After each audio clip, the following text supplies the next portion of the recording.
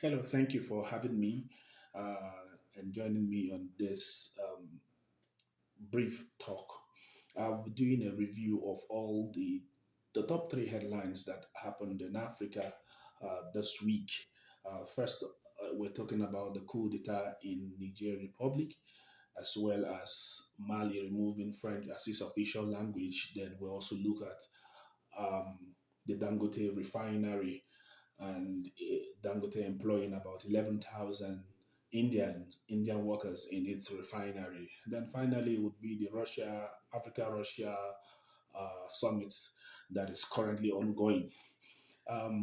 Important factor when we have always we keep on calling and demanding that military generals remain in the barracks instead of seeking political powers and all that. And I keep on saying that anything when it comes to coup d'etat across Africa, it's not a welcome development because it has a way of taking us 10 years backward.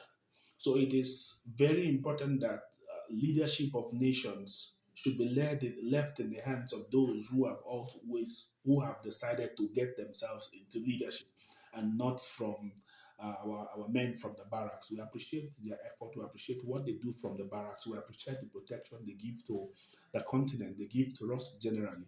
But we believe that these things should not be happening. It causes lots of instability and instability in governance, like we have seen over the years.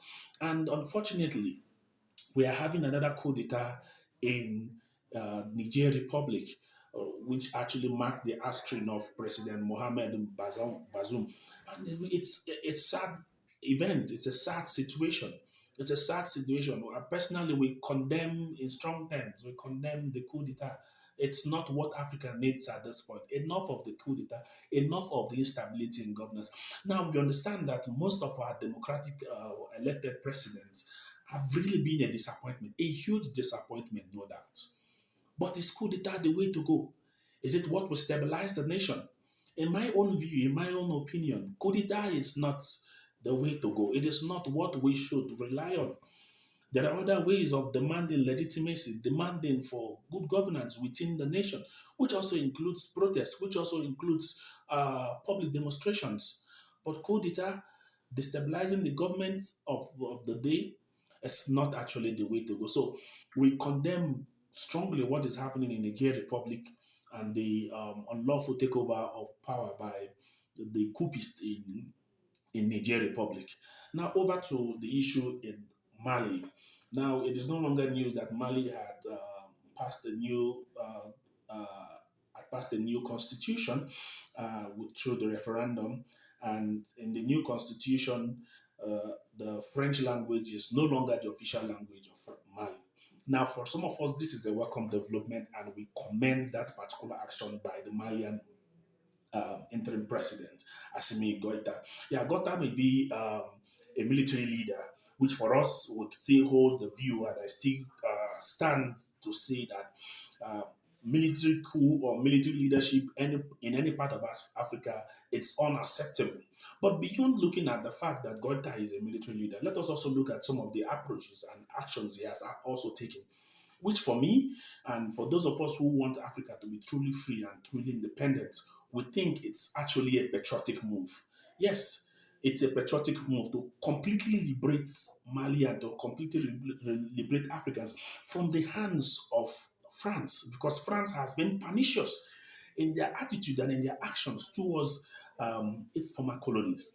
So the act of removing French as the official language of Mali, it's a welcome development, and we commend Assimi Goita for that particular step. We also saw some reforms within the new laws and within the new constitutions, and of course, some the major steps taken by Goita to make sure that Mali is completely independent from France, which is what we have called over the years, which is what we have demanded and have said that African nations should take responsibility for their actions and for what they do. So we commend what Goita is doing in Mali. We commend the reforms for change in the system, because France has continually exploited these African nations. And if this would mark the end to France's exploitation in Africa, then we give it a thumbs up. Then we support that move and we encourage it. And I call on all the Africans to support what Assimi Goita is doing in Mali because it's a welcome development. Because we must put an end to new colonialism. New colonialism is eating deep into Africa. We must put an end to it. And this is the right step in the right direction.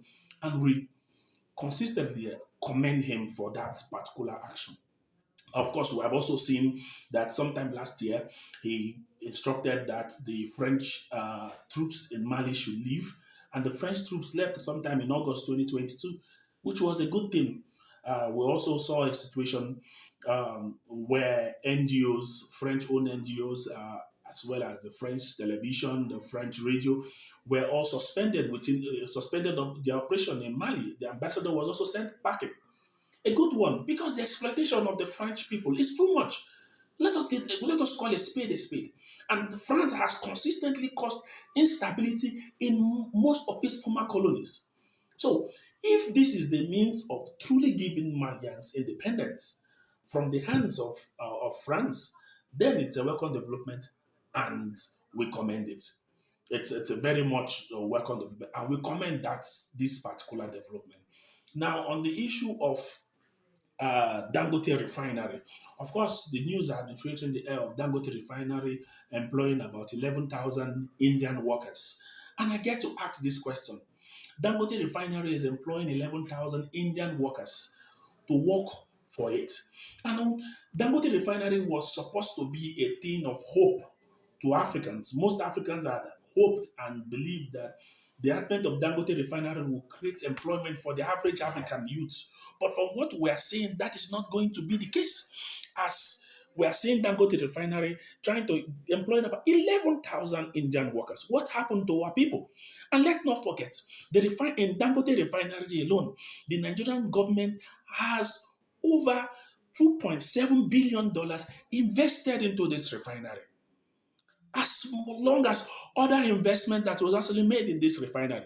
Yet, jobs that were supposed to be given to Africans are taken away from Africa, are taken down to India and giving this job to India. And we are crying and saying that there are no jobs in the continent. Yet the ones that are available, and now they came up with the excuse and talked about the issue of skills, that Africans do not have the required skills. One thing I know for certain is that if Africans are trained in this particular field, Africans will perform. And we cannot hide under the guise that Africans do not have the required skills. Were the Indians born with these skills? Didn't they learn these skills? So it is time and it is an opportunity for us to make sure that we create out an avenue, teach our people these skills, and let them learn. And people learn on the job. People learn on the job. So I condemn in strong terms this current act by the Dangote refinery. It's anti-African. It's not pan-African at all, and it's something we condemn severely because Africans cannot invest in the refinery, and having invested so much in the refinery, and when it is time to employ our brothers and sisters from the continent, you tell them they don't have the required skill, and you go to India to get Indians to get this job done. What are the skills in question we're talking about? So I urge the Dangote refinery to reconsider its position and its stance on what it has done. Thank you once again for joining me this week on these discussions on critical issues happening across the continents. We'll get to continue this by next week. Thank you.